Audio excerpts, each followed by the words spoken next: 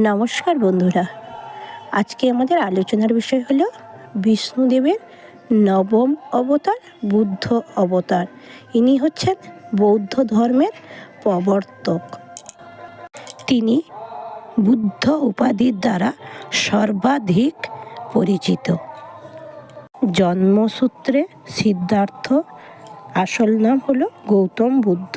তিনি ছিলেন এক রাজপুত্র এবং গৌতম গোত্রের সঙ্গে পরিচিত। বন্ধুরা, আজ হচ্ছে বৈশাখী পূর্ণিমা, 28শে বৈশাখ, 12ই মে সোমবার।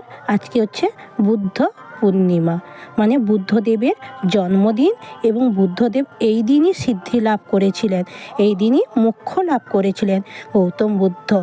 তিনি বলেছেন, অহিংসা ধর্ম পালন, জীব হিংসা ও আমিষ ভক্ষণ নিষিদ্ধ। আজ হচ্ছে বুদ্ধ জয়ন্তী।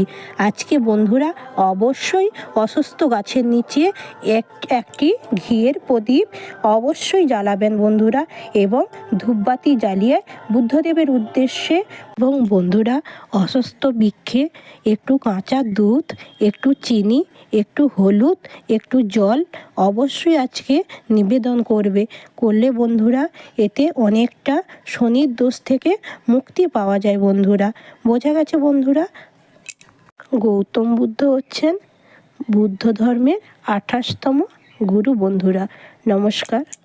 এবং গৌতম বুদ্ধ বলেছেন, সদা সত্য কথা বলবেন।